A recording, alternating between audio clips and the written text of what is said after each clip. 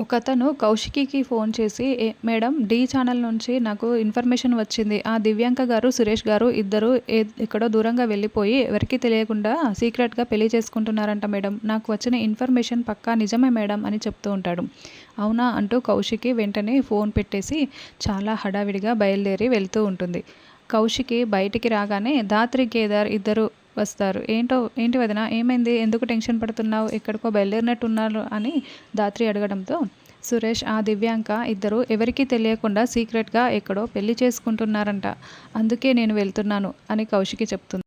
ఏంటి వదినా ఏం మాట్లాడుతున్నావు? సురేష్ అన్నయ్య ఆ దివ్యాంకని పెళ్లి చేసుకోవడం ఏంటి? అది కూడా సీక్రెట్‌గానా అని ధాత్రి అంటుంది. వాళ్ళు ఎందుకిలా సీక్రెట్‌గా పెళ్లి చేసుకుంటున్నారన్న విషయం నాకు తెలియదు. నేనిలా కన్నీళ్ళెందుకు పెట్టుకుంటాను?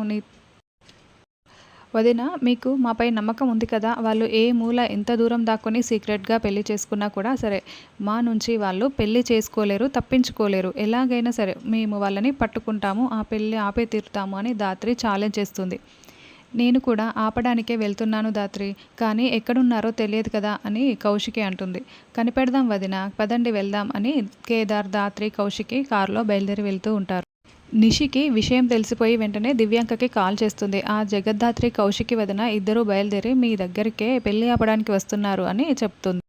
ఆల్రెడీ దివ్యాంక పెళ్లి కూతురులాగా రెడీ అయిపోయి, ఏంటి మేము ఎక్కడ పెళ్లి చేసుకుంటున్నామో వాళ్ళకేం తెలుసు, ఎవరికీ కూడా తెలియకుండా నేను చేసుకుంటున్నాను, వాళ్ళు నన్ను కనిపెట్టలేరు అని దివ్యాంక అంటుంది.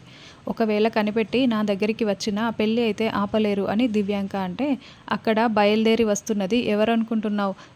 ధాత్రి ఇంకా కౌశికి వదిన. విడివిడిగా వస్తేనే నువ్వు తట్టుకోలేకపోయావు. ఇప్పుడు వాళ్ళిద్దరూ కలిసి నీతో యుద్ధం చేయటానికి వస్తున్నారు. ఎందుకైనా మంచిది జాగ్రత్తగా ఉండు.